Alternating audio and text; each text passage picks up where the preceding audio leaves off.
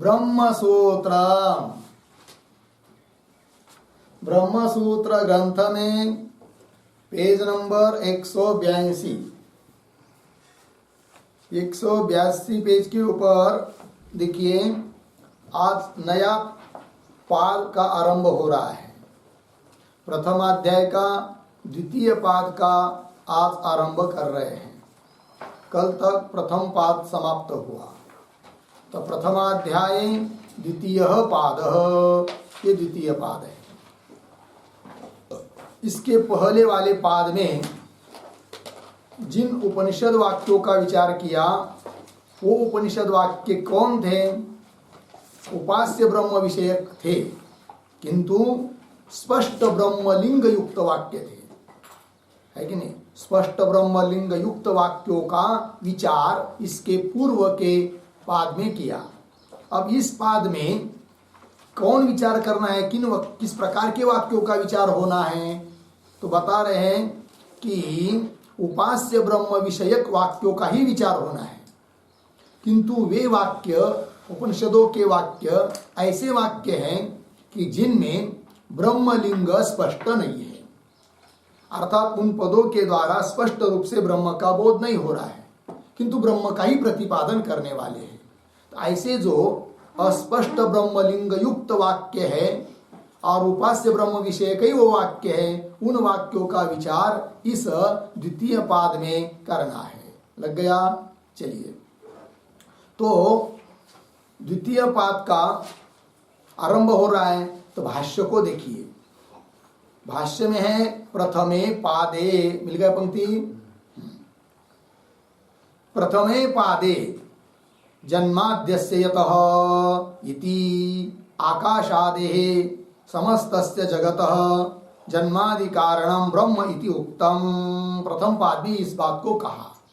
तो अर्थात पूर्व पाद में कौन बात बताई, इसका अनुवाद कर रहे भगवान भाष्यकार। और वो किस लिए? इसलिए कि पूर्व पाद का और इस द्वितीय पाद का क्या संबंध है, क्या संगति है, इस बात को दिखाने के लिए भगवान भाष्यकार पूर्व अर्थात प्रथम पाद में क्या विचार किया गया, इसका वृत्त का कथन कर रहे हैं। ठीक है, तो ये जो पंक्ति आ रही है प्रथमे पादे, तो प्रथमे के पूर्व में एक वाक्य लिखिए अवतरने का। पूर्व पादेन सह,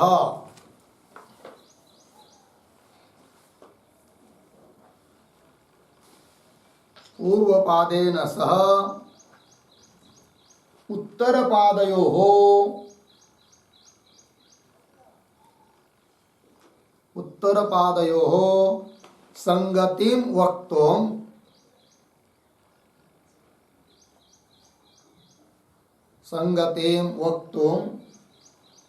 वृत्तम बराबर पूर्वोक्तम अनुवदति। अनुवदति प्रथमे इति।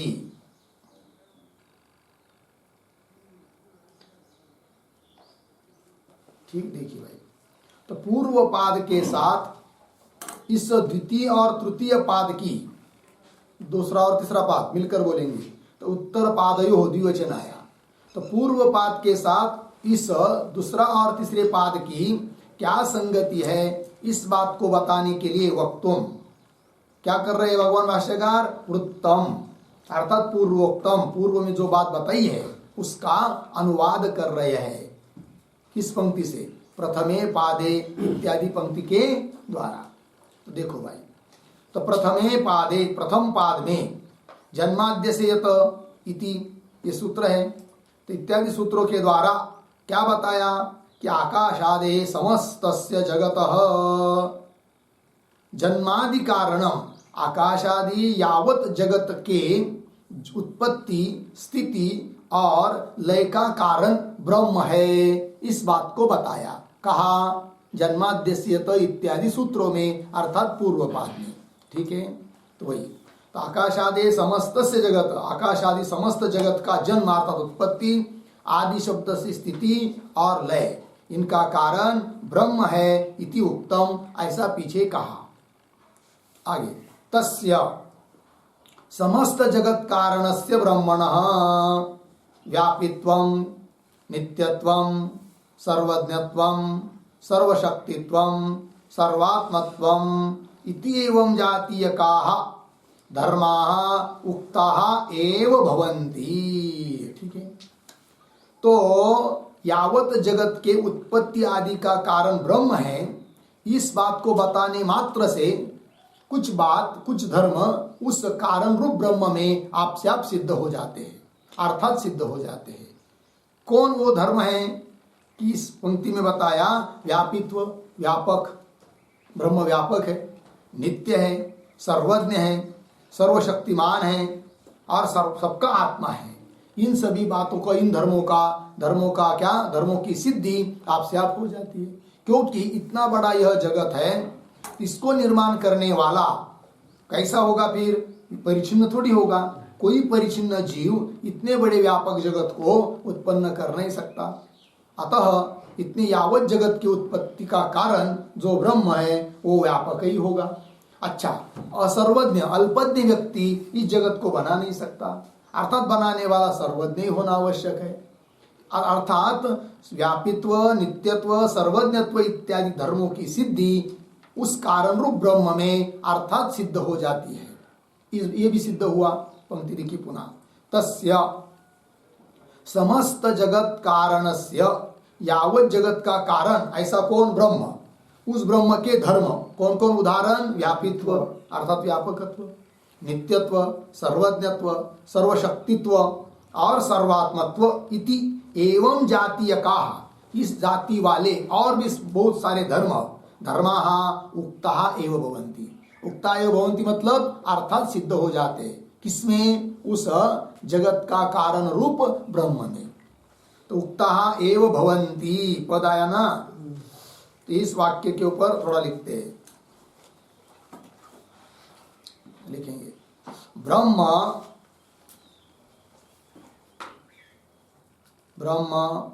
जगतः कारणम अस्ति,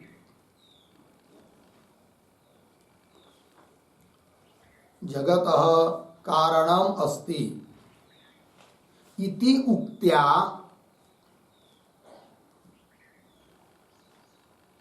उक्त्या कारणे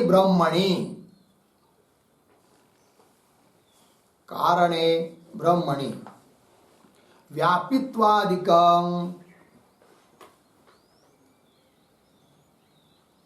व्यापित्वादिकं अर्थात सिद्धं भवति।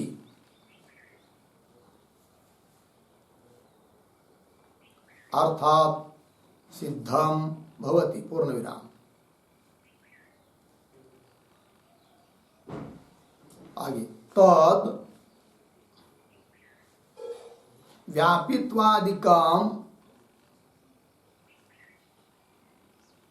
व्यापित्वादिकं उपजीव्यं भवति,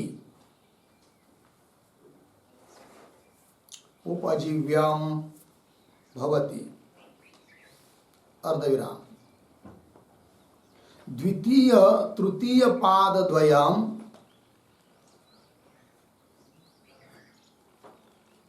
द्वितीय तृतीय पादद्वयम् उपजीवकं भवति,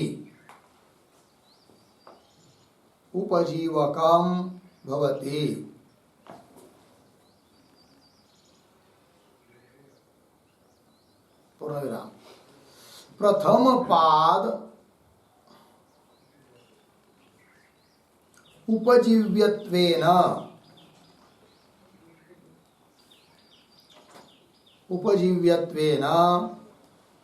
बराबर उपपाद्यत्वेन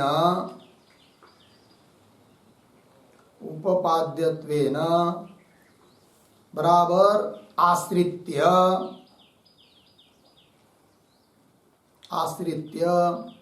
पादद्वयं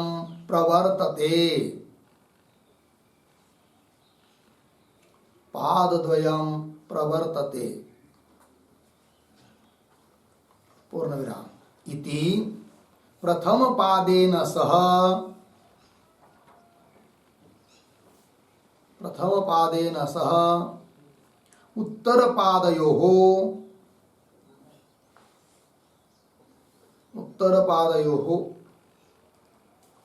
हेतु हेतुमद्भावः बराबर कार्य कारण भावः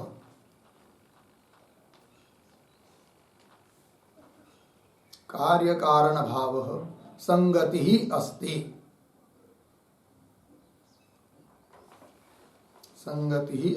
पूर्ण विराम। तत्र प्रथम पादः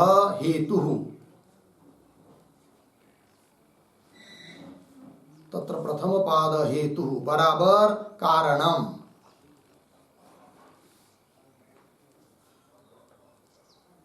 अर्धविराम। उत्तर पादद्वयम्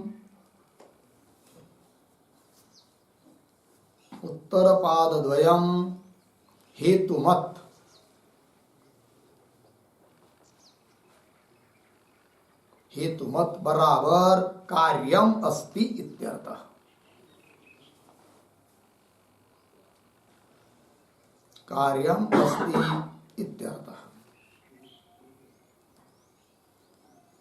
ठीक है जी।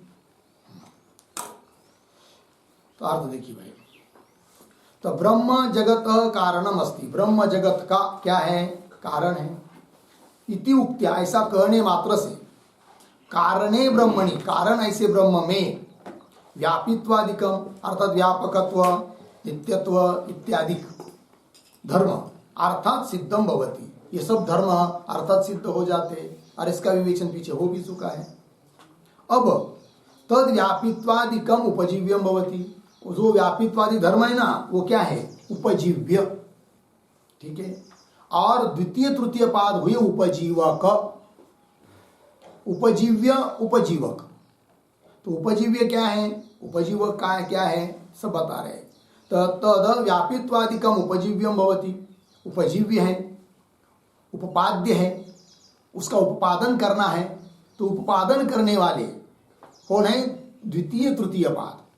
और उपपाद्य प्रतिपादन का विषय निमित्त कौन बन गए, व्यापित्वादि, जिसका विवेचन कथन अर्थात सिद्धि प्रथम पाद से हुई है।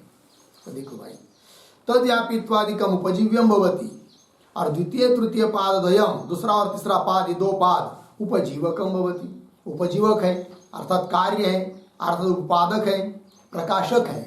ठीक है ना, ये बात।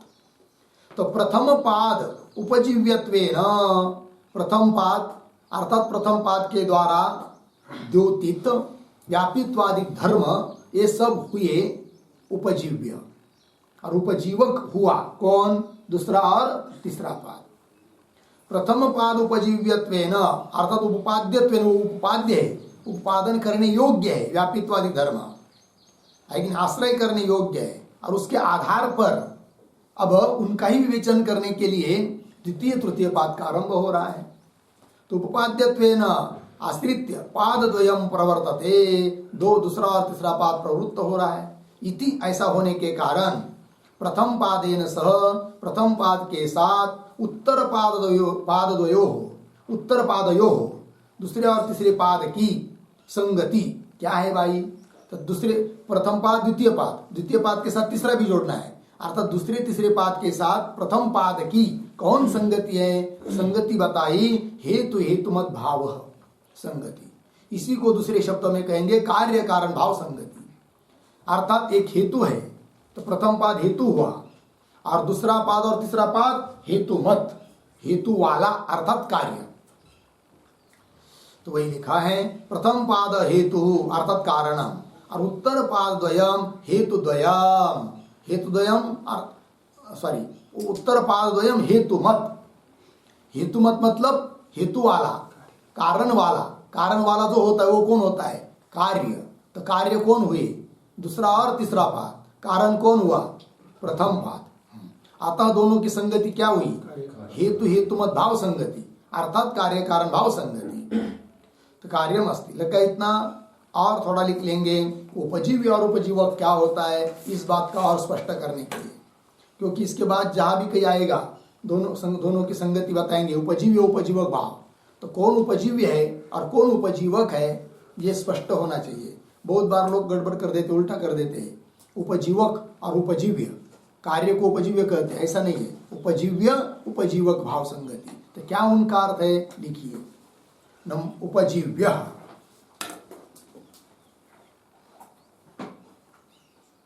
उपजीव्य बराबर नंबर 1 अवलंबनीय। अवलंबनीय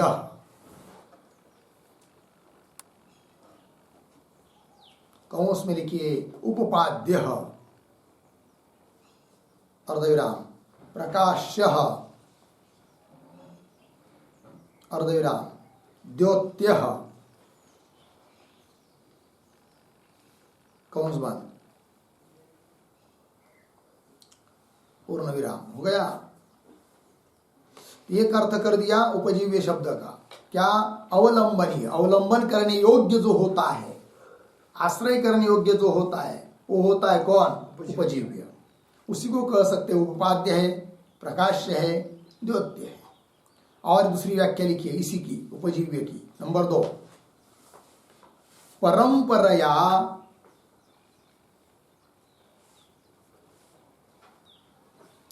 परंपरया साक्षात् वा जनकः।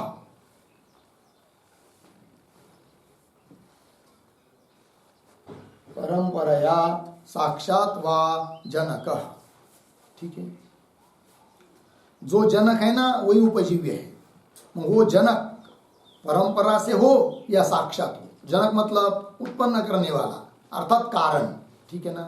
तो वही परंपरा से कि साक्षात जो जनक होता है वही होता है कौन, उपजीव्य।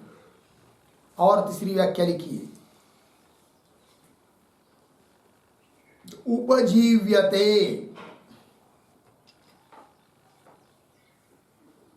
उपजीव्यते बराबर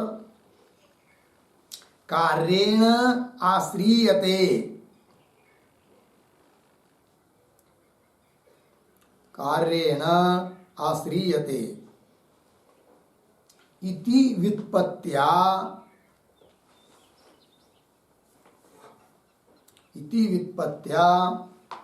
उपजीव्य शब्दः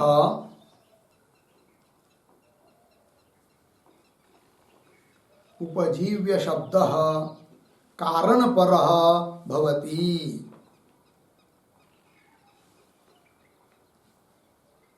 कारणपरः भवति, ठीक है। देखो यार व्युत्पत्ति बताई, उपजीव्यते अर्थात कार्येण आश्रियते, कार्य के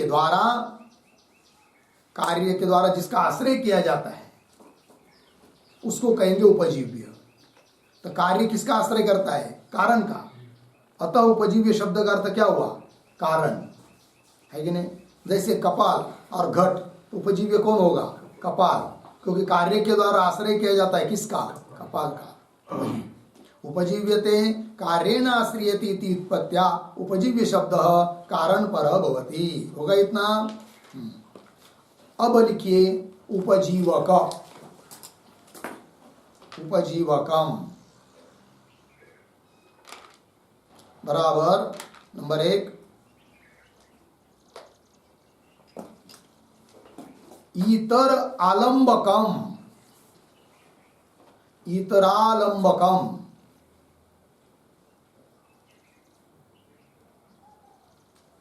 इतरालंबकम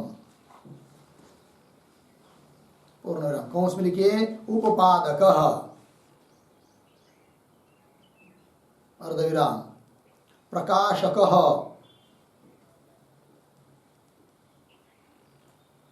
अर्धविराम द्योतकः, ठीक, कौंस बंद। अर्थ देखिए भाई, इतर आलंबकम उपजीवकम, जो इतर अन्य का आलंबन करता है उसको कहते हैं क्या, उपजीवक, ठीक है ना। और उपजीव्य क्या कहा था, अवलंबनीय। और ये क्या हुआ, इतर का आलंबन करने वाला। जैसे कार्य है घट, वो इतर का, कपाल का क्या करता है, आलंबन करता है। कार्य कारण का आलंबन करता है। तो इतर आलंबकम अर्थात उपपादक, प्रकाशक, द्योतक। ठीक है ना। चलिए दूसरी व्याख्या और एक, नंबर 2, परंपरया, परंपरया साक्षात वा कार्यम। ठीक, पूर्ण विराम। उपजीवक शब्द का अर्थ परंपरा से कि साक्षात जो कार्य है उस कार्य को कहेंगे क्या? उपजीवक। ठीक है। तो उपजीव्य कौन हुआ? कार्य, और उपजीवक कार्य। उपजीव्य कारण पहले हुआ ना, उपजीव्य, वो क्या हुआ? कारण, और उपजीवक कार्य। और एक व्याख्या, व्युत्पत्ति, उपजीवती, उपजीवती बराबर कारणाश्रितम भवति।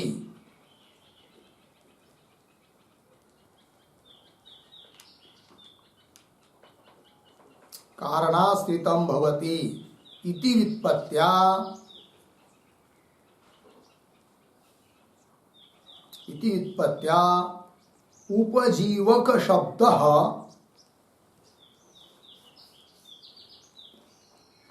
उपजीवक शब्दः कार्यपरः अस्ति।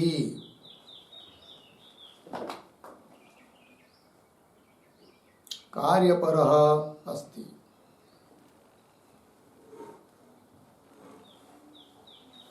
ठीक है।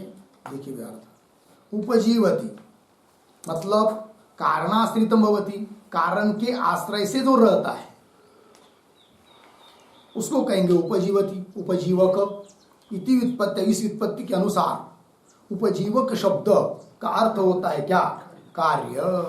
ठीक है। तो ध्यान दीजिए फिर, तो प्रथम पाद क्या हुआ? उपजीव्य, और दूसरा और तीसरा पाद उपजीवक, कार्य, प्रकाशक, द्योतक। किसका? जिस बात को प्रथम पाद में कहा है, अर्थात जो सिद्ध हुए व्यापित्वादी धर्म, उसी का स्पष्टीकरण करने के लिए आते हैं। कौन? दूसरा तीसरा पाद। ब्रह्म का ही प्रतिपादन करना है, अस्पष्ट ब्रह्मलिंगक वाक्यों का प्रतिपादन करना है, ब्रह्म का ही प्रतिपादन करना है। अतः प्रथम पाद और द्वितीय तृतीय पाद में जो संगति है वो कौन हुई? उपजीव्य उपजीवक भाव संगति। उसी को कहेंगे क्या? हेतु हेतु मत भाव संगति। उसी को कहेंगे क्या? कार्य कारण भाव संगति। लग गया इतना? अब आगे चलिए भाष्य में।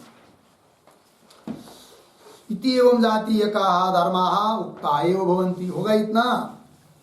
आगे, अर्थांतर प्रसिद्धानाम च केषांचित् शब्दानाम ब्रह्म विषयत्व हेतु प्रतिपादनेन कानिचिद् वाक्यानि स्पष्ट ब्रह्मलिंगानि संदीयमानानि ब्रह्मपरतया निर्णीतानि।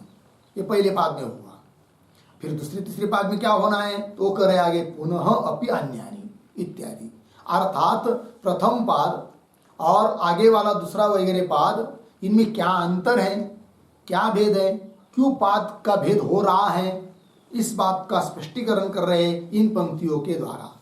तो ये जो पंक्ति आई है, अर्थांतर प्रसिद्धाना, मिला, यहां से आरंभ हुई ना अभी, उसके पूर्व में एक छोटा वाक्य लिखिए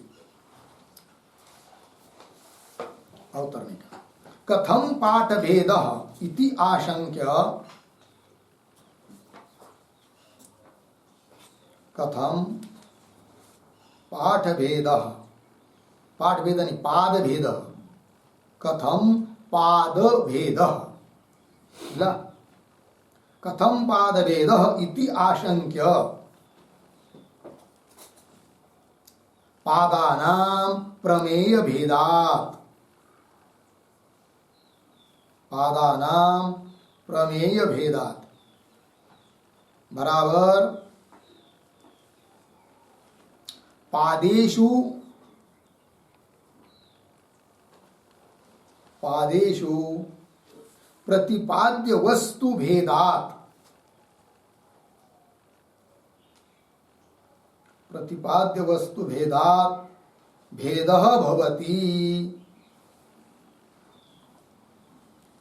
भेदः भवति इति आह अर्थांतर इति।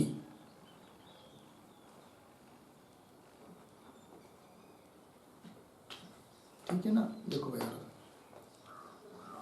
तो पाद का भेद क्यों हो रहा है, फिर अलग क्यों किया, पहले पाद से अलग है, दूसरा पाद ऐसा ऐसा अलग भेद क्यों किया, तो कथम पाद भेद इति आशंक्य, ऐसी शंका करके उत्तर देने दे रहे, पादानां प्रमेय भेद, पादों का प्रमेय भेद है। प्रमेय भेद मतलब क्या, पादों में प्रतिपाद्य जो वस्तु है वो वस्तु का भेद होने से पादों का भेद है। इस बात को बता रहे भगवान भाष्यकार अर्थांतर इत्यादि पंक्ति के द्वारा। तो प्रथम पाद में प्रमेय कौन है, प्रतिपाद्य वस्तु क्या है, इस बात को पहले कह रहे अर्थांतर इत्यादि के द्वारा। फिर आगे जो पंक्ति आएगी पुनः अप्यान्यानि, इस पंक्ति से इस बात को कहेंगे कि द्वितीय तृतीय पाद के द्वारा किस बात को बता रहे हैं, अर्थात प्रमेय क्या है दूसरे पाद का और तीसरे पाद का, और प्रथम पाद का प्रमेय क्या है, प्रतिपाद्य वस्तु क्या है, इसका अलग अलग स्पष्टीकरण कर रहे हैं। तो पंक्ति को देखिए, अर्थांतर प्रसिद्धानाम केशांचित शब्दानाम, तो कुछ शब्द ऐसे हैं कि अन्य अर्थ में वो प्रसिद्ध है, किंतु उसका वो अर्थ नहीं लेना है, उसका ब्रह्म अर्थ लेना है। जैसे उदाहरण पीछे प्रथम पाद में अन्य अर्थ में प्रसिद्ध शब्द कई बहुत सारे, उदाहरण आकाश शब्द भूत आकाश में प्रसिद्ध है, प्राण शब्द वायु विकार में प्रसिद्ध है, ज्योतिष शब्द आदित्यादि तेज में प्रसिद्ध है, किंतु उन शब्दों का वो अर्थ नहीं है, अपितु उन शब्द का अर्थ ब्रह्म है। क्यों, ये हेतु भी पीछे बताया है, ठीक है कि नहीं, तो वही देखिए भी, अर्थांतर प्रसिद्धानाम, अन्य अर्थ में प्रसिद्ध ऐसे जो केशांचित शब्द, कुछ शब्द, केशांचित शब्दानाम मतलब कुछ शब्दों का, अर्थांतर प्रसिद्धानाम च केशांचित शब्दानाम, ऐसे बहुत सारे शब्द है कि जो अन्य अर्थ में प्रसिद्ध है, किंतु उनका अर्थ ब्रह्म लेना है वहां पर श्रुति में। तो ब्रह्म विषयत्व हेतु प्रतिपादनेन, उन शब्दों का अर्थ वो प्रसिद्ध अर्थ नहीं लेना, अपितु ब्रह्म अर्थ लेना है। क्यों, इसका कारण भी बताया है। तो ब्रह्म विषयत्व हेतु, वो ब्रह्म विषयक है, इस बात का क्यों, इसका कारण को कारण प्रतिपादन के द्वारा, हेतु प्रतिपादनेन कानिचित वाक्यानि, कुछ वाक्य श्रुति वाक्य स्पष्ट ब्रह्मलिंगानि, कि जिनमें ब्रह्म ही अर्थ लेना उचित है, स्पष्ट ब्रह्मलिंगक है, किंतु संदेह हो जाता है। क्यों संदेह हो जाता है कि अर्थ लेना है ब्रह्म और प्रसिद्ध अर्थ कौन है, अन्य, संदेह हो जाता है। तो उस संदेह को मिटाने के लिए प्रथम पाद की प्रवृत्ति हुई। देखिए भाई, स्पष्ट ब्रह्मलिंगानि कानिचित वाक्यानि संधीयमानानि ब्रह्म परतया निर्णीतानि, किंतु वो ब्रह्म परक ही वाक्य है, इस बात का निर्णय किया, कहा प्रथम पाद में, है कि नहीं। अर्थात ऐसे श्रुति वाक्यों का विचार किया कि जिसमें स्पष्ट ब्रह्मलिंग है, किंतु उसमें संदेह हुआ था, फिर संदेह को हटाकर निर्णय कर दिया कि इन वाक्यों के द्वारा ब्रह्म का ही प्रतिपादन हुआ है। लगा, चलिए अब आगे द्वितीय और तृतीय पाद के द्वारा क्या कह रहे हैं वो देखिए। पुनः अपि अन्यानि वाक्यानि अस्पष्ट ब्रह्मलिंगानि संदीयन्ते, मिल गया थोड़ा अन्वय। पुनः अपि अस्पष्ट ब्रह्मलिंगानि, अस्पष्ट ब्रह्मलिंगानि अन्यानि वाक्यानि,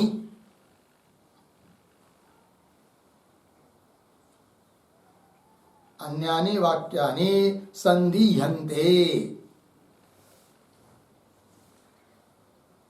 ठीक है। पुनः अब अस्पष्ट ब्रह्मलिंगानि अन्यानि वाक्यानि, प्रथम पाद में जो वाक्य बताए उनसे भिन्न वाक्य, और ऐसे वाक्य उपनिषद के वाक्य कि जिसमें ब्रह्मलिंग स्पष्ट नहीं है, अस्पष्ट ब्रह्मलिंगानि अन्यानि वाक्यानि संदीयन्ते, किंतु उसके बारे में भी संदेह हो जाता है, ठीक है ना। क्या संदेह हो जाता है, वो संदेह दे रहे आगे स्वयं।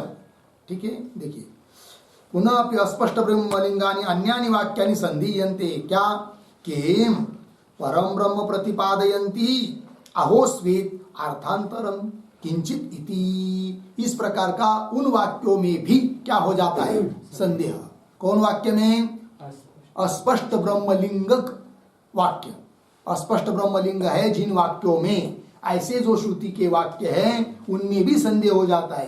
क्या संदेह हो जाता है कि ये वाक्य किम परम ब्रह्म प्रतिपादयन्ति, परब्रह्म का प्रतिपादन कर रहे हैं, अवोस्वित, अवोस्वित अर्थात अथवा, क्या अर्थांतरम किंचित, अन्य ही किसी अर्थ का प्रतिपादन कर रहे वाक्य, ऐसा क्या हो जाता है, संदेह। पंक्ति देखिए, किम परम ब्रह्म प्रतिपादयन्ति, ये वाक्य ब्रह्म का प्रतिपादन कर रहे हैं, अहोस्वित है कि नहीं, अहोस्वित अथवा अर्थांतरम किंचित, किंचित अन्य अर्थ का ही प्रतिपादन कर रहे हैं, ऐसा संदेह हो जाता है। इति तन निर्णयाय, अब ऐसा संदेह हुआ तो उसका निर्णय करने के लिए, उन वाक्यों का निर्णय करने के लिए कि ये सब वाक्य ब्रह्म के ही प्रतिपादक है, अन्य किसी अर्थ के प्रतिपादक नहीं है, इस प्रकार का निर्णय करने के लिए क्या तन निर्णयाय द्वितीय तृतीय पादौ आरभ्यते, दूसरा और तीसरे पाद का आरंभ किया जा रहा है। ठीक है, तो दूसरे और तीसरे पाद का आरंभ किया जा रहा है किसके लिए, निर्णय करने के लिए। किनका, किसका निर्णय, वाक्यों का। कौन से वाक्यों का निर्णय, श्रुति वाक्यों का निर्णय। श्रुति वाक्यों का मतलब किस प्रकार के श्रुति वाक्यों का निर्णय, अस्पष्ट ब्रह्मलिंगक श्रुति वाक्यों का निर्णय करने के लिए। क्या निर्णय करना है कि वे सब वाक्य भी ब्रह्म पर कही है, इस बात का निर्णय करने के लिए पाद का आरंभ हो रहा है। कौन से पाद का, द्वितीय और तृतीय पाद का आरंभ हो रहा है। लग गया इतना। तो द्वितीय तृतीय पादौ आरभ्यते, मिला, उस पर लिखते एक वाक्य, टिप्पणी।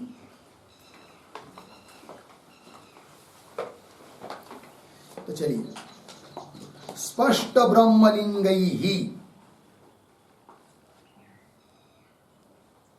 स्पष्ट ब्रह्मलिंगैहि आकाशादि शब्दानां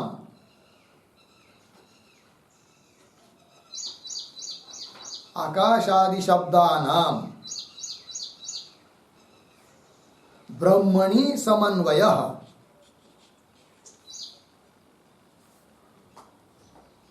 ब्रह्मणि समन्वयः प्रथम पादे दर्शितः।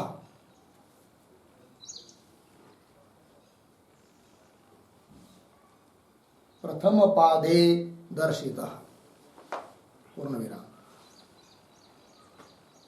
अस्पष्ट ब्रह्मलिंग वाक्य समन्वय, अस्पष्ट ब्रह्मलिंग वाक्य समन्वय पादद्वये,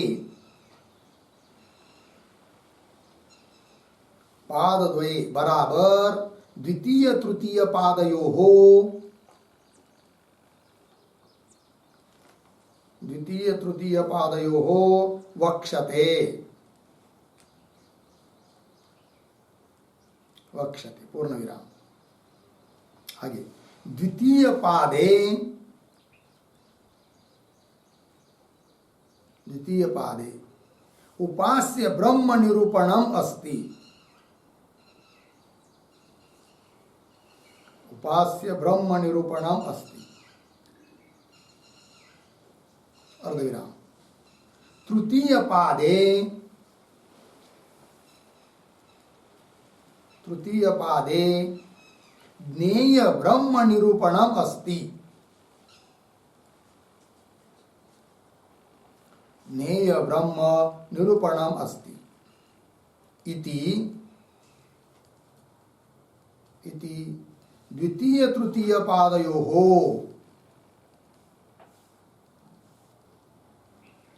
इति द्वितीय तृतीय पादयोः अवान्तर भेद अस्ति इति भावः।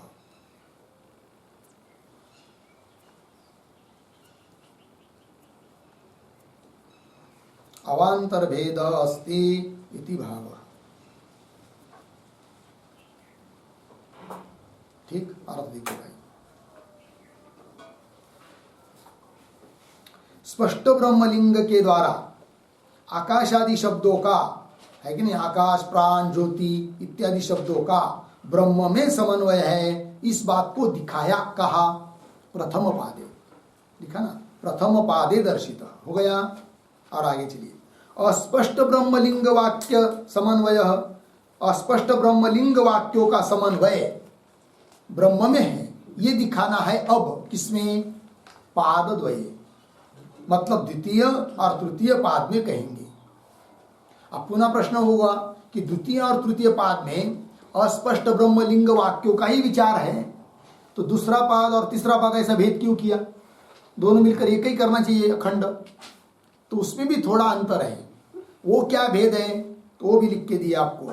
तो द्वितीय पादे उपास्य ब्रह्म निरूपणम अस्ति, द्वितीय पाद में उपास्य ब्रह्म का निरूपण है, ठीक है, और तृतीय पाद में नेय ब्रह्म का निरूपण है, ये थोड़ा अंतर है तो दोनों भी कैसे अस्पष्ट ब्रह्मलिंग वाक्यों का ही विचार करने वाले हैं, दोनों भी पाद द्वितीय और तृतीय, किंतु एक में उपास्य ब्रह्म का निरूपण है और एक में नेय ब्रह्म का निरूपण है, इतना थोड़ा भेद है। इति द्वितीय तृतीय पादयो अवांतर भेद, बीच वाला भेद है, इस बात को भी बता दिया। संगति लग गई आप, प्रथम पाद और द्वितीय तृतीय पाद की संगति। और प्रथम पाद में कौन बात कही, द्वितीय पाद में आप क्या कहने वाले हैं और तृतीय पाद में क्या होने वाला है, इन सब बात का सामान्य रूप से आप ध्यान हुआ है। अब अधिकरण को आरंभ हो रहा है। इस अधिकरण का नाम है सर्वत्र प्रसिद्धि अधिकरणम, है जी। हाँ, अब इस अधिकरण के 8 सूत्र हैं। उन 8 सूत्रों का अर्थ समझने के पहले ये जो अधिकरण है प्रसिद्धि अधिकरण, इस अधिकरण के बारे में सब लिख लेते हैं। क्या इस अधिकरण का विचार विषय वाक्य कौन है, पूर्व पक्ष क्या, उत्तर पक्ष क्या, आदि सब बातों को पहले नोट कर लेंगे, फिर उसके बाद सूत्र और भाष्य का विचार करेंगे। तो चलिए फिर तो लिखिए, प्रथमाध्याये द्वितीय पाद,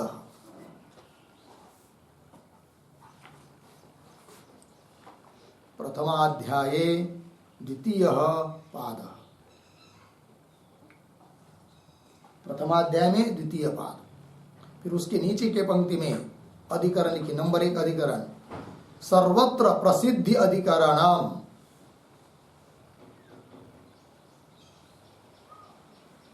सर्वत्र प्रसिद्धि अधिकरणम।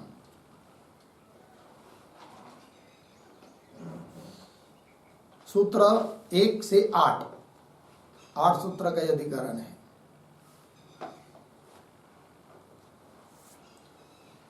फिर उसके नीचे के पंक्ति में लिखिए, ब्रह्मणः एव, ब्रह्मणः एव मनोमयत्वादि अधिकरणम, मनोमयत्वाद्यधिकरणम, ऐसा संधि करके, ब्रह्मणः एव मनोमयत्वाद्यधिकरणम, ठीक है।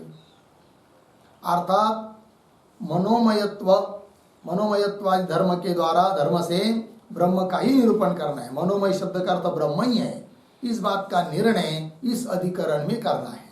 थोड़े में बात आ गई। अब चलिए, अधिकरण के 6 अंगों में से पहला अंग लिखिए, संगति।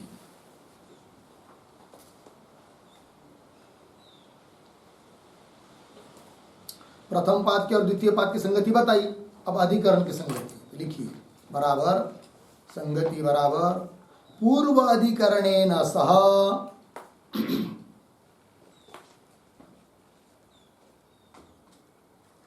पूर्वाधिकरणेन सह अस्य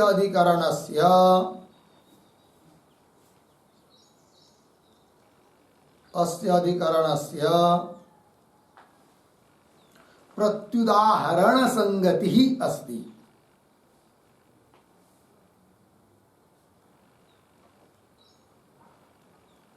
प्रत्युदाहरण संगति ही अस्ति।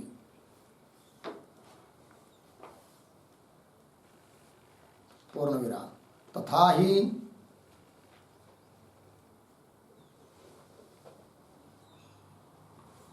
पूर्वस्मिन् अधिकरणे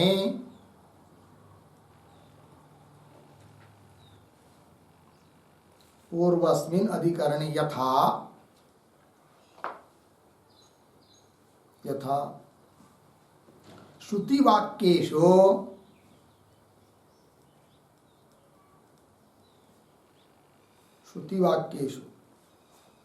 ब्रह्मबोधक लिंग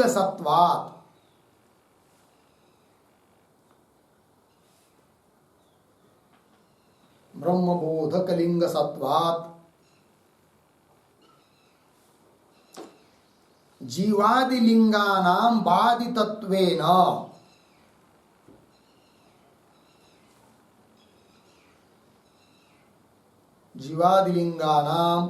बाधितत्वेन ब्रह्मपरत्वम् उक्तम्।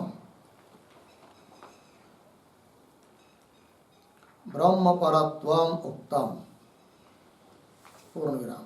तथा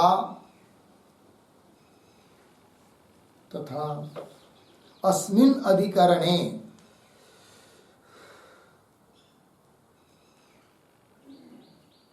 अधिकरणे मनोमयादि वाक्ये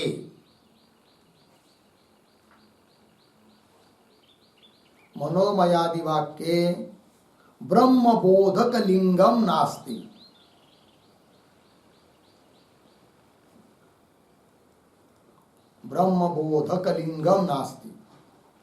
पूर्ण विराम। इति पूर्वाधिकरणेन सह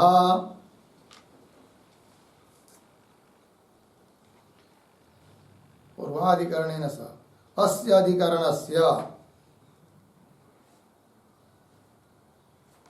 अधिकरणस्य प्रत्युदाहरण संगति अस्ति।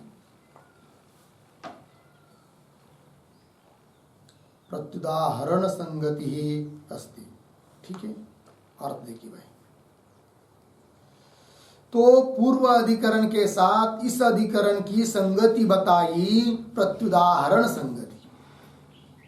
क्यों? तो उसके जैसी यहां नहीं है, इसलिए उसके विपरीत है। क्या विपरीत है?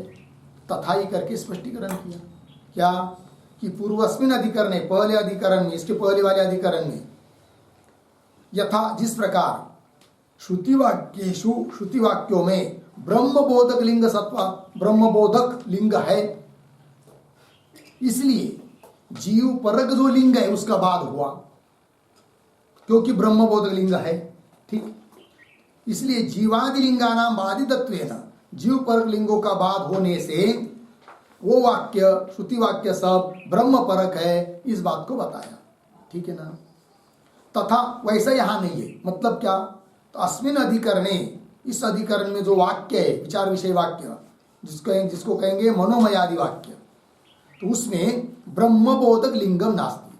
जैसे पूर्व के अधिकरण का जो विचार विषय वाक्य था, उसमें जैसा ब्रह्मबोधक लिंग था, अतः उसके बल पर जीव परक लिंग का बाद हुआ, वैसा यहां पर मनोमयादि वाक्य में ब्रह्मबोधक लिंग नहीं है कि नहीं? तो उससे विपरीत हुआ। उधर ब्रह्मबोधक लिंग है, इधर ब्रह्मबोधक लिंग नहीं है कि नहीं? अतः उस अधिकरण की इस अधिकरण के साथ क्या संगति बनेगी? प्रत्युदाहरण संगति। इति पूर्वाधिकरणेन सह अधिकरणस्य प्रत्युदाहरण संगति ही हो गया। इतना। अब आगे चलिए नंबर 2, विषय।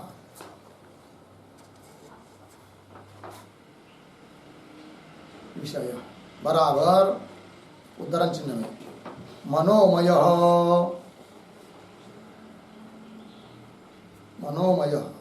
प्राण शरीरो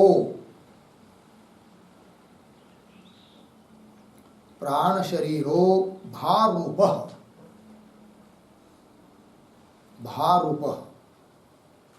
उद्धरण चिन्ह बंद, कंस में छांदोग्योपनिषद 3:14, 1-2,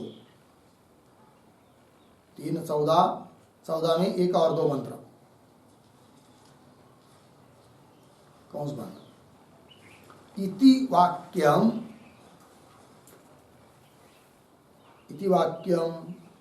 अस्य अधिकरणस्य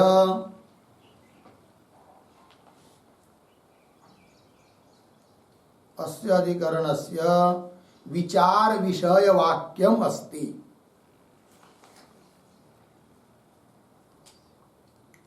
विचार विषय वाक्यम अस्ति। पूर्णविराम।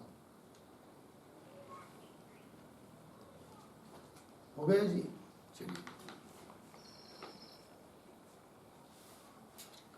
तो मनोमय प्राण शरीर भार रूप, ये छांदोग्य उपनिषद का वाक्य है। यह वाक्य इस अधिकरण का विचार विषय वाक्य है। इस वाक्य का विचार करना है। लग गया जी। तो चलिए फिर आगे नंबर 3,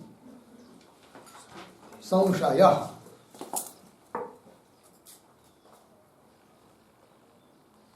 बराबर। मनोमय प्राण शरीरो भार रूप, मनोमय प्राण शरीरो भार रूप इत्यस्मिन् वाक्ये, इति अस्मिन् वाक्ये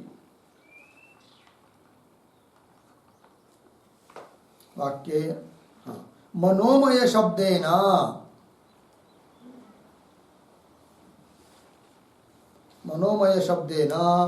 जीवः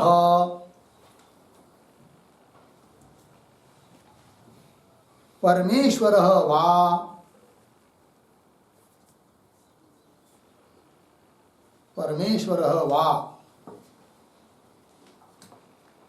उपास्यत्वेन उपदिश्यते।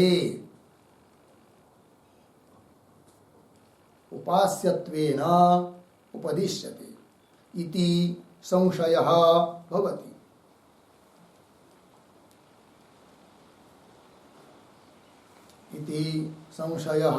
भवति। ठीक।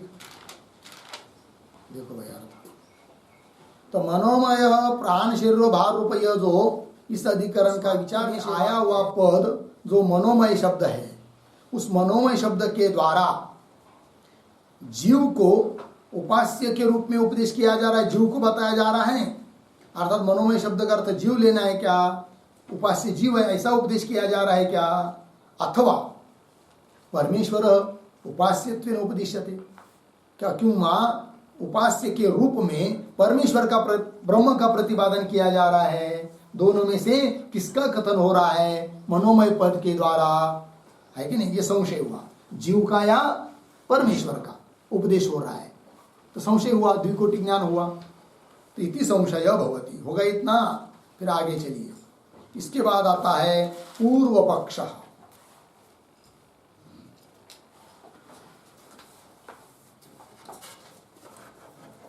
पूर्व पक्ष बराबर उदाहरण चिन्ह में मनोमय प्राण शरीरो भार रूप,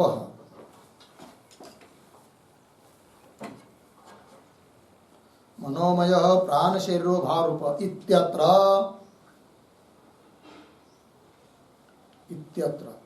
मनोमय शब्देन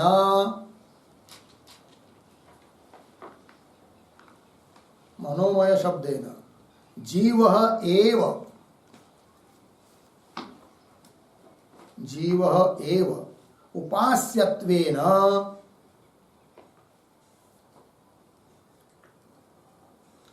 उपास्यत्वेन उपदिश्यते।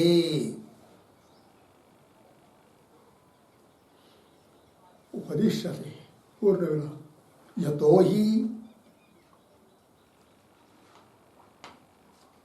ही मन प्राणादि संबंधादीनाम,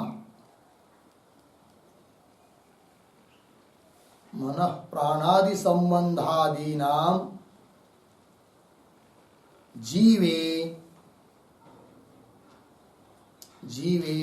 सुसंपादत्वात्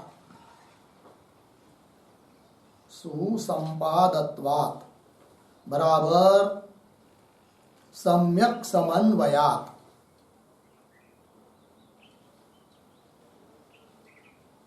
सम्यक समन्वया पूर्ण रहेगा। आगे मनसो विकार मनोमय,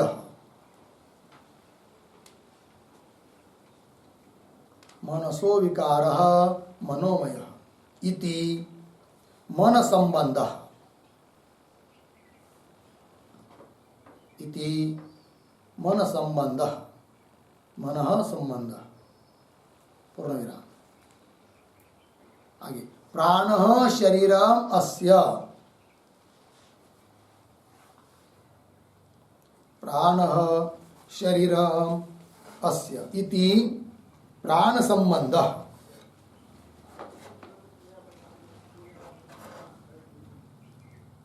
इति प्राण संबंध पूर्ण विराम।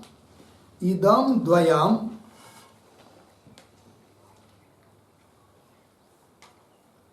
इदं द्वयं जीवे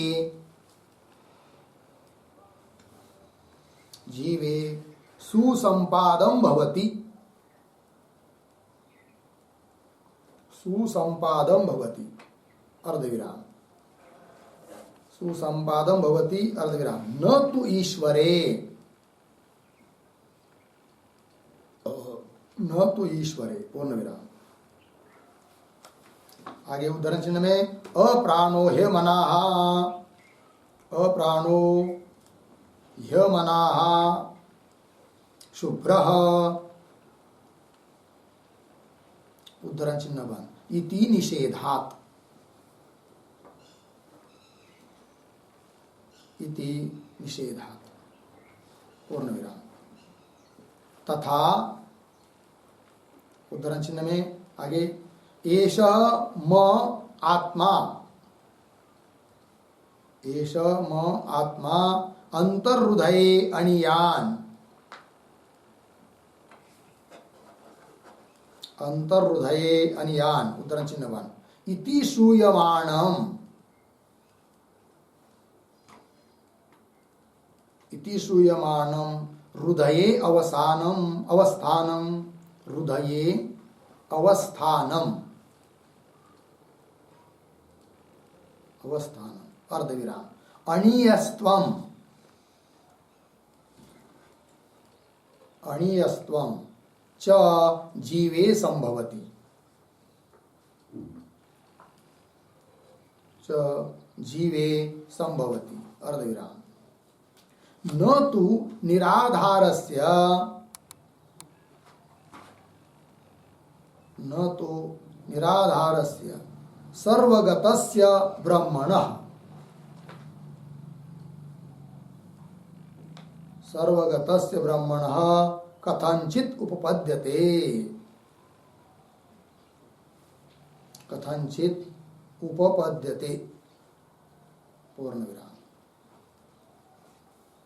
अतः मनोमय शब्देन,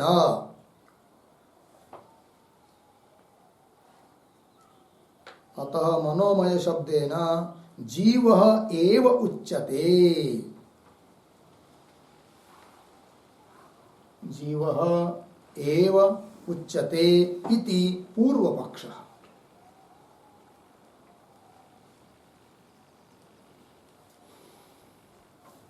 ठीक है, देखो भाई अर्थ। तो मनोमय प्राण शरीरो भाव रूप इत्यत्र इस वाक्य में मनोमय शब्द के द्वारा जीव एव उपास्यत्वेन उपदिश्यते, जीव का ही उपास्य के रूप में उपदेश किया जा रहा है, ऐसा पूर्व पक्षी बोल रहा है। क्यों भाई? तो उसका कारण बता रहा है वो, क्योंकि वाक्य क्या है, मनोमय प्राण शरीरो भाव रूप। तो मनोमय मन का संबंध आ रहा है, प्राण का संबंध आ रहा है, और मन का और प्राण का संबंध जीव के साथ हो सकता है, ब्रह्म के साथ नहीं। अतः मनोमय शब्द के द्वारा जीव का ही कथन होना उचित है, ब्रह्म का नहीं। वही कह रहा है मन प्राणादि संबंधादि नाम, मन प्राणादिकों का जो संबंध है वो सब जीवे सुसंपादत्व अर्थात सम्यक समन्वया, अच्छी तरह से समन्वय हो जाता है मन के संबंध का, प्राण के संबंध का जीव के साथ। मन का संबंध कैसे बता रहे, मन स विकार मनोमय, मन का जो विकार है उसको मनोमय बोलते हैं। इस प्रकार से मन का संबंध बनेगा। और प्राण शरीरम अस्य, प्राण है शरीर जिसका, इति प्राण संबंध, तो प्राण है शरीर, इसका ऐसा कौन? जीव। तो जीव के साथ संबंध बन रहा है प्राण का। तो इदम द्वयम मतलब मन संबंध और प्राण संबंध, ये दो जीवे सुसंपादम भवती, जीव में अच्छी तरह से समन्वित हो जाते हैं। न तो ईश्वर, ईश्वर में नहीं। क्यों? ईश्वर के बारे में श्रुति बताती है। कैसा है ईश्वर? परमात्मा ब्रह्म अप्राणो, प्राण रहित है, ही अमनाहा, मन रहित है, शुभ्र, ऐसा है। अर्थात मन ब्रह्म के साथ, परमात्मा के साथ प्राण का और मन का संबंध बन नहीं सकता, और मन का और प्राण का संबंध जीव के साथ बन सकता है। और श्रुति में मनोमय प्राण शरीर शब्द आए हुए हैं, अतः सरल सरल जीव के साथ संबंध बन जाता है। अतः मनोमय शब्द के द्वारा क्या लेना चाहिए? जीव ही लेना चाहिए। कौन कह रहा है? पूर्व पक्षी। दूसरी बात, और एक बात बता रहा है वो, क्या? तथा, और एक श्रुति दे रहा है वो, एष म आत्मा अंतर्हृदय अणियान, एष मे मम आत्मा, यह मेरा आत्मा, जीवात्मा, क्या जी? अंतर्हृदय, हृदय के अंदर है, और अनियान बहुत छोटा है। तो हृदय के अंदर और अनियत्व ये जीव में हो सकते हैं कि ब्रह्म में? हृदय के अंदर तो जीव ही बैठ सकते, इतना बड़ा ब्रह्म कैसा बैठेगा? और अनियान छोटा है, तो वो ये सब पद किसकी तरफ लग सकते हैं? जीव की तरफ लग सकते हैं। वही लिख रहे इति सूयमानम हृदय अवस्थानम, श्रुति ने बताया हुआ जो हृदय में अवस्थान, हृदय में स्थिति, ये जीव की हो सकती है। पुनः अणियस्त्व, छोटेपना, ये भी जीवे संभवती, जीव में ही संभव है। न तो निराधारस्य सर्वगतस्य ब्रह्मण, निराधार जिसके लिए कोई आधार नहीं है, जिसके लिए कोई आधार नहीं है, ऐसा जो ब्रह्म वो हृदय में है, अर्थात उसका आधार हृदय है, ये कह सकते हैं क्या? नहीं कह सकते। जबकि श्रुति ने बताया है कि हृदय रूप आधार में बैठा है कौन? आत्मा। तो फिर वो कौन आत्मा हो सकता? जीवात्मा ही हो सकता है। ठीक, ये बात। और पुनः ब्रह्म कैसा है? सर्वगत, व्यापक है, उसमें अनियस्त्व, उसमें हो सकता है क्या? नहीं, जबकि श्रुति ने बताया है। अतः अनियस्त्व, हृदय में अवस्थान, इन शब्दों के द्वारा इससे भी स्पष्ट प्रतीत होता है कि वो जो मनोमय आदि शब्द के द्वारा लिया जाने वाला वो कौन है? जीवात्मा ही है। न तो निराधारस्य सर्वगतस्य ब्रह्मण कथंचित उपपद्यते, क्या? अनियस्त्व और हृदय अवस्थान ये ब्रह्म में उत्पन्न नहीं होते हैं। अतः मनोमय शब्देन जीव एव उच्यते, इसलिए मनोमय शब्द से कौन अर्थ? जीव ही अर्थ लेना उचित है, ऐसा कहा किसने? पूर्व पक्षी ने। हो गया। अब चलिए आगे 5 नंबर सिद्धांत।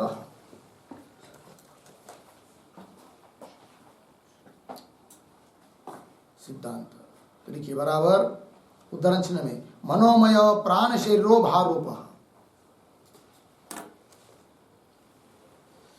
मनोमय प्राण शरीरो भारूप, उदाहरण चिन्ह इत्यत्र मनोमयत्वादि धर्मैः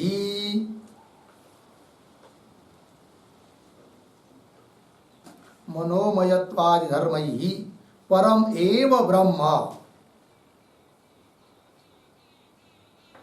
परम एव ब्रह्म उपास्यम अस्ति, उपास्यम अस्ति इति सिद्धान्तः, इति सिद्धान्तः पूर्णविराम। तथा ही उदाहरण चिन्ह में सर्वं खल्विदं ब्रह्म, सर्वं खल्विदं ब्रह्म तज्जलानीति,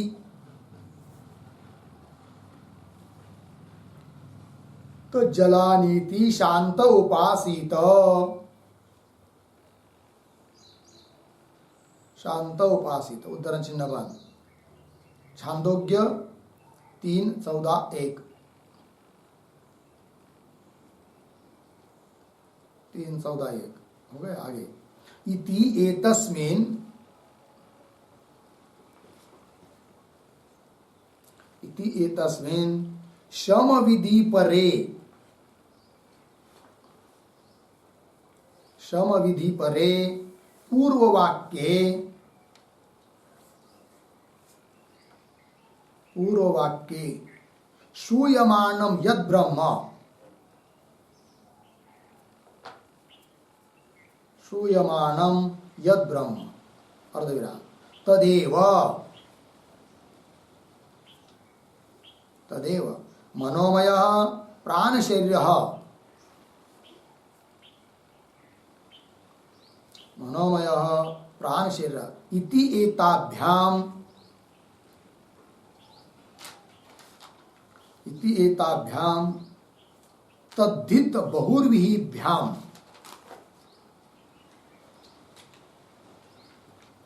तद्धित बहुर्विहिभ्याम विशेषत्वेन, विशेषत्वेन अपेक्षते, अपेक्षते पूर्ण विराम। शम विधि पर वाक्यावगते,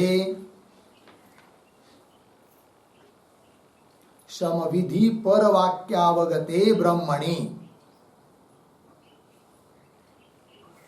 वाक्यावगते ब्रह्मणि विशेषत्वेन अन्विते, विशेषत्वेन अन्विते मनोमय वाक्यम अपि, मनोमय वाक्यम अपि ब्रह्म परम भविष्यति, ब्रह्म परम भविष्यति पूर्ण विराम। नीचे की पंक्ति में पैराग्राफ छोड़कर न च ब्रह्मणः, न च ब्रह्मणः मनः प्राण संबंधादि अनुपपत्ति,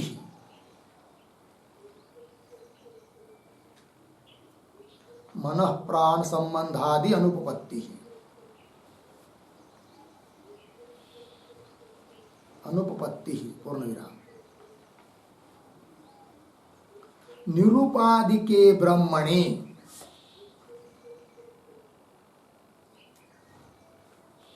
निरूपादिके ब्रह्मणे तत् अनुपपत्तौ अपि, तत् अनुपपत्तौ अपि, अनुपपत्तौ अपि सोपादिकस्य उपास्यस्य, सोपादिकस्य उपास्यस्य चिंतनार्थतया, चिंतनार्थतया तद, कौंस में लिखिए मनः प्राण संबंध, मनः प्राण संबंध कौंस बन उपपत्तेः, उपपत्तेः पूर्ण विराम। तस्मात्, तस्मात् सर्वेषु अपि वेदांत वाक्येषु, सर्वेषु अपि वेदांत वाक्येषु यद् ब्रह्म, यद् ब्रह्म उपास्यत्वेन प्रसिद्धम्,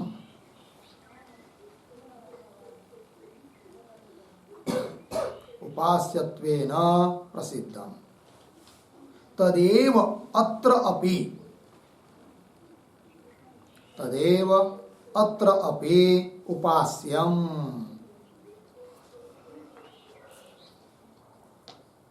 तदेव अत्र अपि उपास्यम् पूर्ण विराम। न हि क्वचित अपि, न हि क्वचिदपि वेदांते, वेदांते जीवस्य उपास्यत्वं प्रसिद्धम्, उपास्यत्वं प्रसिद्धम्, हाँ जीवस्य उपास्यत्वं प्रसिद्धम् पूर्ण विराम। अतः मनोमयत्वेन, अतः मनोमयत्वेन ब्रह्म एव उपास्यम्, ब्रह्म एव उपास्यम इति सिद्धांतः।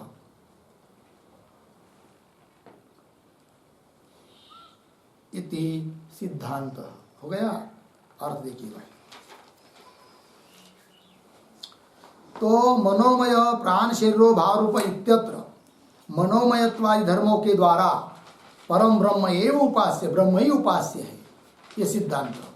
जबकि पूर्व पक्ष ने क्या कहा था, मनोमय से जीव लेना चाहिए, ऐसा बोला था कौन? पूर्व पक्षी। अब सिद्धांति कह रहे नहीं नहीं, जीव को नहीं ले सकते, ब्रह्म ही है।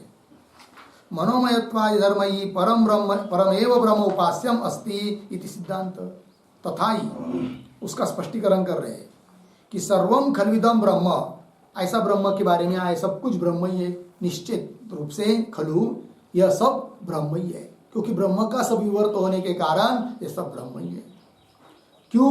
तज्जलानीति। तज्जलानीति का क्या अर्थ है वो कल बताएंगे, वो भाष्य में आएगा। तो तज्जलानी शांत इति उपासित इति एतस्मिन् शम विधि परे पूर्व वाक्य, ये शम विधि परक वाक्य है। और ये कहाँ का वाक्य है? पूर्व वाक्य है। पूर्व वाक्य मतलब ये जो इस अधिकरण का विचार विषय वाक्य है कि नहीं, मनोमय प्राण शरीर भार रूप, इसके पूर्व वाला वो वाक्य है, वो छांदोग्य उपनिषद है वहां पर।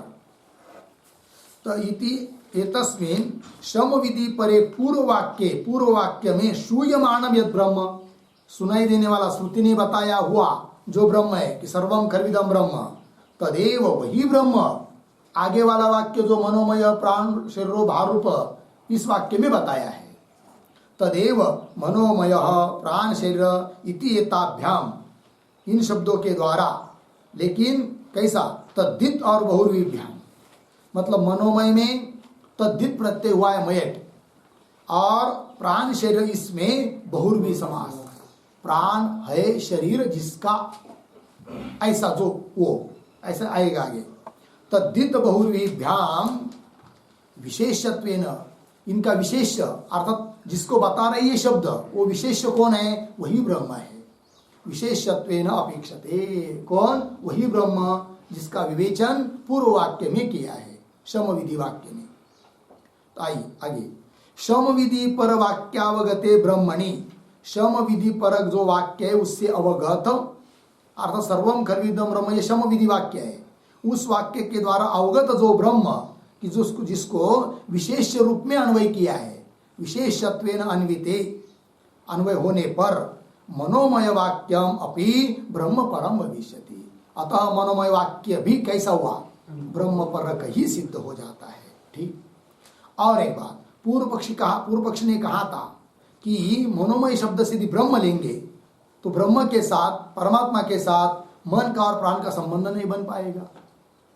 तो उसके लिए उसका उत्तर दे रहे हैं, न च ब्रह्मणः मन प्राण संबंधादि अनुपत्ति, ब्रह्मणः मन प्राणादि संबंधादि अनुपत्ति ही न, ब्रह्म के साथ मन के संबंध की, प्राण के संबंध की अनुपपत्ति है, संगति नहीं बन सकती, उपपत्ति नहीं हो सकती, ऐसा मत बोल।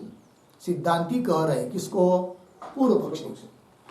कैसे? देखिए आगे, निरूपाधिके ब्रह्मणि तद अनुपपत्तौ अपि, ये बात सही है कि निरूपाधिक जो ब्रह्म है, शुद्ध ब्रह्म, निरूपाधिक ब्रह्म, उसके साथ प्राण का और मन का संबंध नहीं हो सकता, ये बात हमको भी मान्य है। किंतु ऐसा होने पर भी बात चल रही उपास्य ब्रह्म की, और उपास्य ब्रह्म के साथ तो, सोपाधिक ब्रह्म के साथ तो मन का और प्राण का संबंध बन सकता है, इसलिए कोई दिक्कत नहीं। ये कह रहे हैं निरूपाधिके ब्रह्मणि तद अनुपपत्तो अपि, तद मतलब वो संबंध की अनुपत्ति होने पर भी सोपाधिकस्य उपास्यस्य, सोपाधिक उपाधि से युक्त उपासना का विषयभूत जो ब्रह्म है कि नहीं, उपास्यस्य चिंतनार्थतया, उपासना के लिए तद उपपत्ति है, मन के और प्राण के संबंध की उपपत्ति हो जाती है। किसके साथ? उपास्य ब्रह्म के साथ। भले निरूपाधिक ब्रह्म के साथ संबंध नहीं बनेगा, सोपाधिक ब्रह्म के साथ बन जाता है। अतः मनोमय शब्द से जीव ब्रह्म लिया तो भी कोई दिक्कत नहीं है, ब्रह्म ही अर्थ है। दिक्कत क्या? ब्रह्म ही अर्थ है किसका? मनोमय शब्द का, जीव अर्थ नहीं है। तस्मात् सर्वेषु अपि वेदांत वाक्येषु, सभी वेदांत वाक्यों में यद ब्रह्म उपास्यत्वेन प्रसिद्धम, उपास्य के रूप में सभी वेदांत वाक्यों में, उपनिषद वाक्यों में उपास्य के रूप में प्रसिद्ध कौन है? ब्रह्म ही है, जीव नहीं है। तदेव अत्र अपि उपास्य, इसलिए मनोमय प्राण शरीर भार रूप यहाँ पर भी उपास्य के रूप में ब्रह्म ही लिया जाएगा। ठीक, न ही क्वचिदपि वेदांते, कहीं पर भी वेदांत में अर्थात उपनिषदों में जीव को उपास्य नहीं बताया है। उपासना बताइए किसकी? ब्रह्म की ही बताई है। न ही क्वचिदपि वेदांते जीवस्य उपास्यत्वं प्रसिद्धम, फिर प्रसिद्ध कौन है? ब्रह्म। अतः मनोमयत्वेन ब्रह्म एव उपास्य, इसलिए मनोमय इस शब्द से उपास्य कौन है? ब्रह्म ही है। मनोमयत्वेन ब्रह्म एव उपास्य इति सिद्धांत हो गया जी। चलिए अब अंतिम का है प्रयोजनम। प्रयोजनम बराबर देखिए, पूर्व पक्षे, पूर्व पक्षे जीवस्य उपासनम फलम अस्ति, जीवस्य उपासनम फलम अस्ति, पूर्ण विराम। सिद्धांते, सिद्धांते ब्रह्मणः उपासनम, ब्रह्मणः उपासनम फलम भवति। फलम भवति हो गया। चलिए भाई, तो पूर्व पक्ष में फल क्या? जीव की उपासना, क्योंकि मनोमय शब्द से वो क्या सिद्ध करना चाहता है? जीव को। यदि जीव को सिद्ध करना चाहता है तो उसके अनुसार फिर उपासना किसकी होगी? जीव की। और सिद्धांत पक्ष में मनोमय शब्द से किसकी सिद्धि है? ब्रह्म की। अतः उपासना किसकी होगी? ब्रह्म की। तो ब्रह्म की उपासना बन जाना ये फल है वेदांत मत में, सिद्धांत मत में। तो सिद्धांते ब्रह्मण उपासनाम फलम भवति। लग गया जी। ये हो गया इस अधिकरण के बारे में, ये सब चर्चा हो गया। अब वैयासिक के न्यायमाला के जो 2 श्लोक आते हैं, उन 2 श्लोकों को भी हम लोग देख लेते हैं इस अधिकरण के संबंध में। मिला? आपके पुस्तक में पेज नंबर 182 पर वो श्लोक है। श्लोक को पढ़ते हैं। मनोमयोयम शारीर, मनोमयोयम शारीर, ईशो वा प्राणमानसे,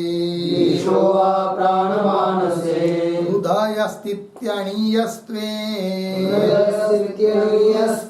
जीवेस्युस्तेन जीवगाः, मनोमयोऽयं शारीर, ईशो वा प्राणमानसे, हृदयस्थित्यणीयस्त्वे, जीवेस्युस्तेन जीवगाः। मनोमयः अयं शारीरः ईशः वा अर्धविराम प्राणमानसे हृदय स्थिति अणीयस्त्वे जीवे स्युः तेन जीवगाः। ठीक है, तो अन्वय अयम मनोमयः,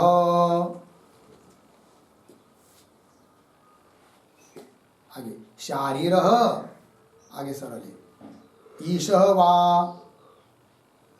अर्धविराम सौंदर्य हुआ, फिर आगे प्राण मानसे हृदय स्थिति अनियस्त्वे जीवे स्युः तेन जीवगाः।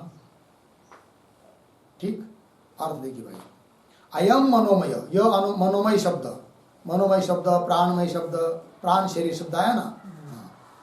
अयम मनोमय शारीरः ईशः वा, शारीरः, शारीर अर्थात शरीरे भवः, शारीर जीव, अर्थात मनोमय शब्द का अर्थ जीव है, शारीर मतलब जीव है, अथवा वा ईशः, ईश्वर अर्थ है, ये संदेह हुआ। ठीक है, फिर पूर्व पक्षी बोल रहा है कि जीव ही अर्थ लेना उचित है। क्यों? प्राण मानसे, प्राण का संबंध, मन का संबंध किसके साथ हो सकता है? जीव के साथ। और पुनः हृदय स्थिति, हृदय में रहना बताया था ना, आपको लिख के दिया था ना। हाँ, और अनियस्त्व, लघुपना, ये सब किस में हो सकते हैं? जीव ही हो सकते हैं। ठीक है ना। तो वही प्राणमान से हृदय स्थिति अनियस्त्वे जीवेषु, ये सब धर्म जीव में ही हो सकते हैं। तेन, इसलिए जीवगा, मतलब मनोमय इत्यादि पद जीवगा, जीव को कहने वाले हैं, ऐसा ही कहना चाहिए। कौन कह रहा है? पूर्व पक्षी। ये पूर्व पक्षी का श्लोक हुआ। अब सिद्धांती दूसरे श्लोक से बता रहे हैं। शमवाक्यगतं ब्रह्म तद्धितादिरपेक्षते प्राणादियोगाश्चिन्तार्थ चिन्त्यं ब्रह्म प्रसिद्धितः। शमवाक्यगतं ब्रह्म तद्धितादिरपेक्षते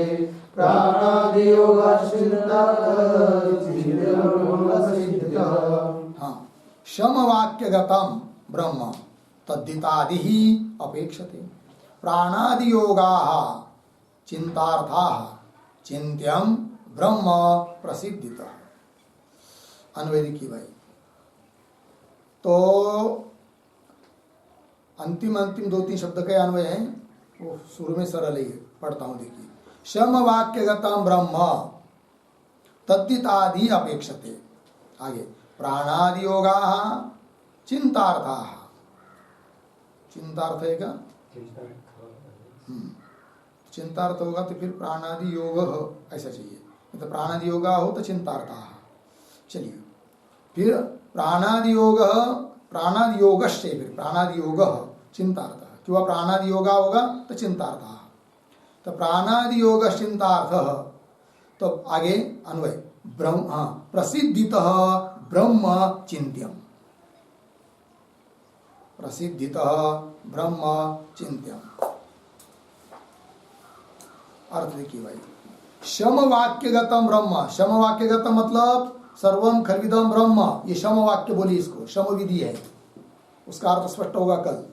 तो शम वाक्यगत जो ब्रह्म है, उस वाक्य के द्वारा बताया हुआ जो ब्रह्म है, वह ब्रह्म ही क्या मनोमय प्राण शरीर, इस वाक्य में तद्धित आदि अपेक्षते, मतलब मनोमय शब्द में तद्धित प्रत्यय हुआ है ऐसी अपेक्षा कर रहा है, और प्राण शरीर इसमें बहुव्रीहि समास है ऐसी अपेक्षा कर रहा है, तब उसी ब्रह्म का प्रतिपादन इस वाक्य से भी हो जाएगा।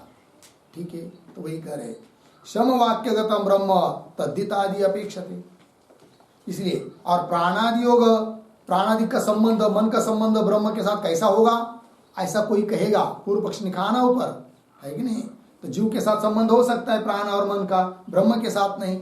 तब कह रहे प्राणादि योग, योग संबंध, प्राणादिक का योग चिंतार्थ। चिंतार्थ मतलब क्या? चिंतार्थ का अर्थ लिखिए उपासनार्थ, उपासना के लिए। सोपादि ब्रह्म के साथ योग है, इसलिए उपासना के लिए है। प्राणादि योग चिंतार्थ मतलब उपासनार्थ। फिर इससे क्या सिद्ध हुआ? प्रसिद्धित ब्रह्म चिंत्यम, उपास्य के रूप में प्रसिद्ध कौन है? ब्रह्म है। अतः चिंत्यम, चिंता चिंत्यम उपास्यम, तो उपास्य कौन हुआ? ब्रह्म ही है, जीव नहीं। प्रसिद्धित ब्रह्म चिंत्यम, लग गया अर्थ? चलिए, ये हुआ भाई इस अधिकरण के बारे में कहा क्या क्या है, इसका विवेचन कर दिया। अब सूत्र और भाष्य के अनुसार इस अधिकरण का विचार हम लोग कल करेंगे। ठीक है, चलिए।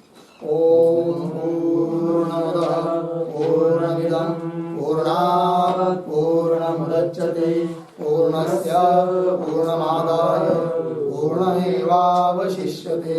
ओम शांति शांति शांति।